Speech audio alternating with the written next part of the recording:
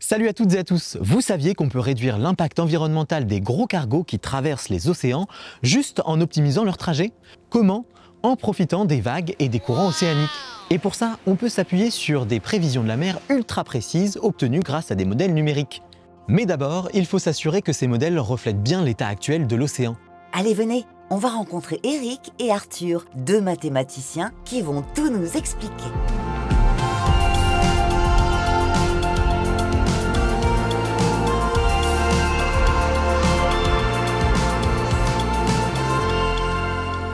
Chaque année, le transport maritime rejette plusieurs centaines de millions de tonnes de CO2 dans l'atmosphère. Alors, pour réduire l'impact environnemental, les armateurs peuvent optimiser l'itinéraire des cargos en exploitant la force naturelle des vagues et des courants. En théorie, avec cette stratégie, on consomme moins de carburant, donc on pollue moins. Mais pour ça, il faut savoir exactement dans quel état sera la mer, où sont les meilleurs courants et comment ils évoluent au fil du temps. Eric va nous en dire plus. La seule façon d'avoir en fait une vision globale, cohérente des courants océaniques, des vagues, etc., c'est par le biais d'un modèle numérique.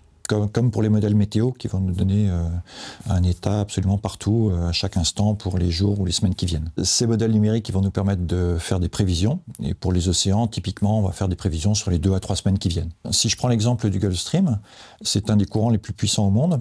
Et il va se caractériser par une zone où on a une espèce de grand courant central qui a une largeur de quelques dizaines de kilomètres, qui va un peu bouger dans le temps. Et puis surtout, il va faire des méandres et puis être entouré de tourbillons qui, eux, peuvent tourner dans un sens ou dans l'autre en fonction des conditions météo ou d'autres facteurs. Et donc tout cet aspect tourbillonnaire, là, il peut être un petit peu compliqué à prévoir. Ouais. Sur notre exemple de navigation, si on prend typiquement un tourbillon du mauvais côté, et là c'est à l'échelle de quelques dizaines de kilomètres, eh bien on peut avoir par exemple un courant favorable de 1 ou 2 km/h, ou au contraire un courant défavorable de 1 ou 2 km/h, ce qui va représenter quand même quelque chose d'assez significatif sur plusieurs jours.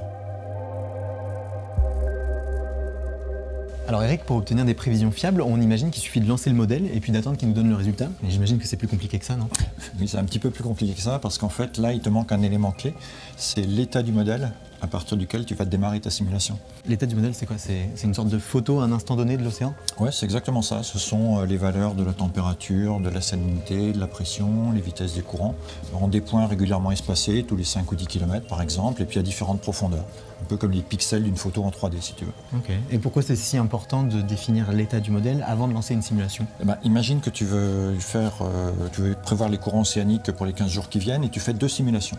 Tu lances ta première simulation, pour la deuxième, tu modifies un tout petit peu ta condition de départ, mais il est très probable que tu vas obtenir à la fin des résultats significativement différents. Ça ressemble un peu à l'effet papillon, ça, non? C'est exactement ça. C'est-à-dire qu'une petite différence dans les conditions de départ, les conditions initiales, peuvent amener des différences importantes à la fin. Et ça, évidemment, ça complique beaucoup les choses, notamment, par exemple, si tu veux optimiser la trajectoire d'un cargo. Alors comment on fait, du coup, pour obtenir des prévisions fiables? Qu'est-ce qu'on doit faire? Il faut en fait avoir un état de départ du modèle qui soit aussi proche que possible de la réalité. Et pour ça, on va s'aider des observations récentes qui sont disponibles, des mesures qui ont été faites de température, de salinité ou de hauteur de la mer. Et pour les intégrer dans le modèle, j'imagine que vous avez des méthodes mathématiques sophistiquées. Oui, ça c'est des méthodes assez compliquées. Et si tu veux, on va pouvoir en parler avec Arthur. Ok, on va aller le rencontrer là.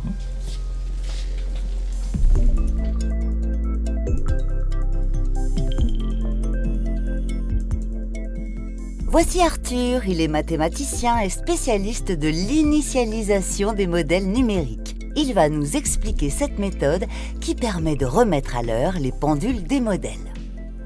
Pour initialiser un modèle, on dispose de 2 sources principales d'information. La première, c'est la prévision précédente.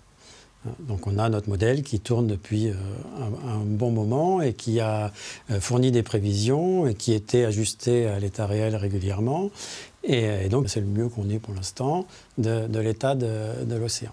L'autre source d'information, c'est des observations de la réalité par des moyens de mesure qui peuvent être des bouées dérivantes, des bateaux qui passent, qui font des mesures, ou des satellites qui mesurent soit la hauteur de l'eau, soit la température de surface.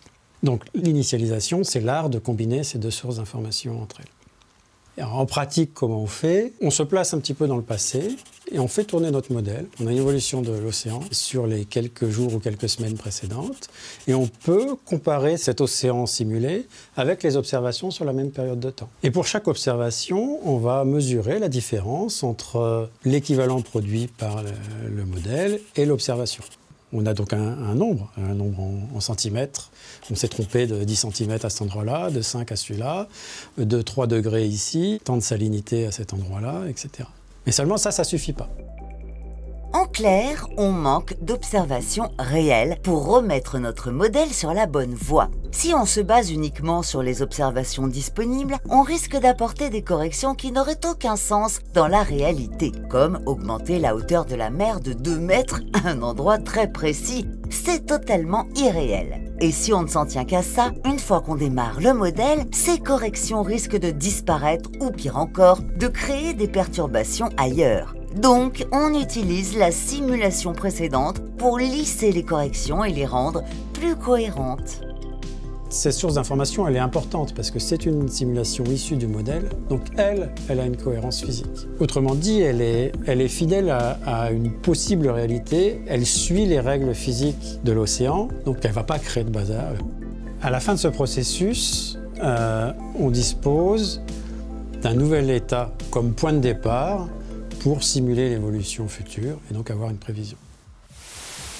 Vous savez, historiquement, ces méthodes viennent de la course à l'espace entre les Américains et les Soviétiques pendant la guerre froide.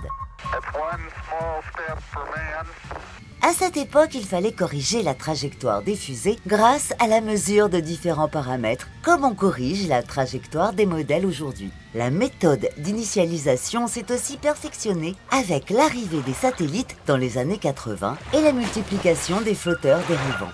Avec eux, on peut maintenant observer les océans en surface et en profondeur un peu partout et en temps réel. Merci la petite voix. Maintenant on peut prévoir l'évolution des vagues et des courants plus précisément et donc optimiser les itinéraires des navires. Au final, cette approche permettrait de réduire les émissions de CO2 de plusieurs dizaines de millions de tonnes par an. Mais bien sûr, ce n'est pas suffisant et la solution idéale reste de limiter le transport maritime autant que possible, tout en combinant cette méthode avec d'autres initiatives pour que le secteur soit vraiment durable. Voilà, c'est la fin de notre voyage, merci d'être resté sur le pont. On se retrouve très bientôt dans un prochain épisode pour la suite de nos aventures en mer ou presque.